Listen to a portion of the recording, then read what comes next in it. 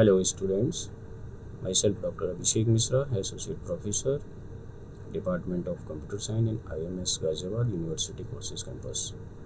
So today we will discuss about the successive differentiation and also about the Leibniz theorem. This is totally depend on the successive differentiations. So what is successive differentiation? Successive differentiation basically is the process to differentiate a functions up to n times. Suppose we have a function, then we want to differentiate it again and again up to n times. Then that process is known as the successive differentiations. So when we differentiate the given functions for first time, then it is called the first derivative. And for second time it is known as the second derivative. Up to when we will differentiate the given functions n times, then it is called the nth derivative of the given function. So now just take an example. Suppose we have a function y equals to e to the power ax. Now we will differentiate the given functions again and again up to n times.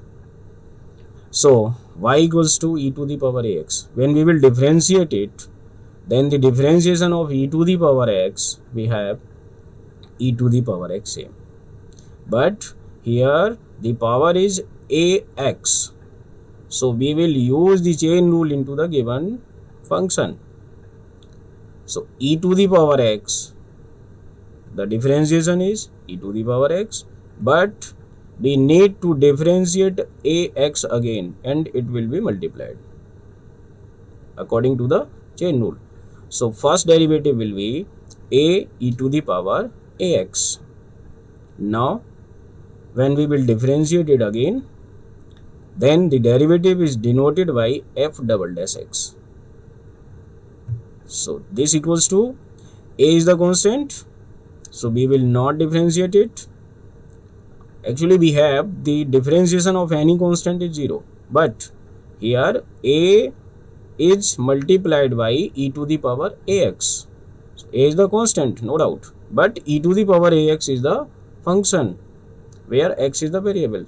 So we can write a as it is, and again e to the power ax, the differentiation of e to the power ax will be e to the power ax, and the differentiation of ax will be a. So a into a, it will be a square. So the total differentiation is a square e to the power ax. Now when we differentiate it third time, then it will be a to the power 3 e to the power ax, and when we will differentiate it up to n times, then the nth derivative of the function y equals to or fx equals to e to the power ax will be a to the power n e to the power ax. Now let us take another example, a trigonometrical function like fx equals to sin x. Students, see how it will be changed. We have the differentiation of sin x is cos x. So first time when we will differentiate the function sin x, it will be cos x. Now again the differentiation of cos x will be minus sin x. Then again sin x will be converted into cos x. So how we can say or how we can know that suppose we want the 10th derivative, then what will be? It will be cos or sin.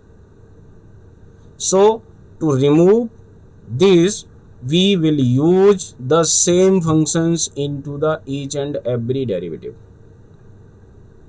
So we have a function fx equals to sin x. We will differentiate it, it will be cos x.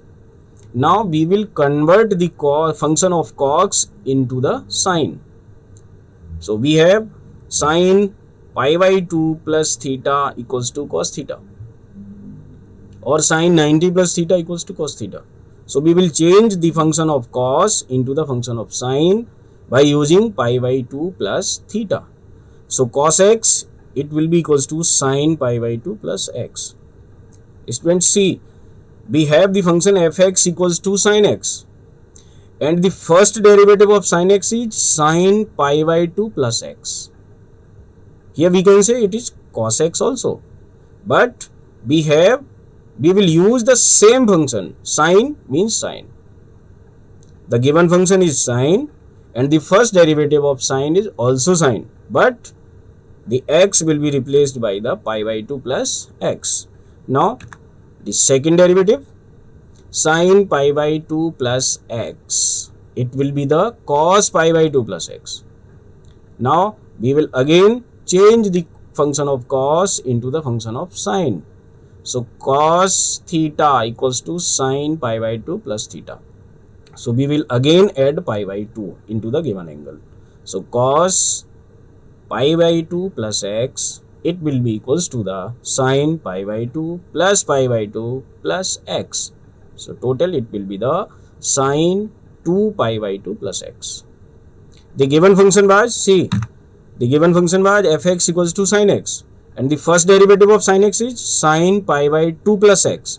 Now the second derivative of sin x equals to sin 2 pi by 2 plus x. Similarly, the third derivative will be sin 3 pi by 2 plus x. Now when we will differentiate it again and again up to n times, then the nth derivative of the function sin x will be equals to sin n pi by 2 plus x. So if someone asks the questions, then what will be the 10th derivative of sin x? Then we can say the 10th derivative of sin x will be sin 10 pi by 2 plus x, or 100th derivative of sin x, then it will be sin 100 pi by 2 plus x. So just these are the examples of the successive differentiation. Now Leibniz theorem. Basically Leibniz theorem we will use when the two functions are in product and we want to differentiate the given functions up to n times. Suppose a function is x to the power n and another function is suppose sin x. Then the function fx is given like x to the power n into sin x, and we want to differentiate the given functions up to n times. Then we will use the Leibniz theorems. So we have mentioned that u and v are the two functions.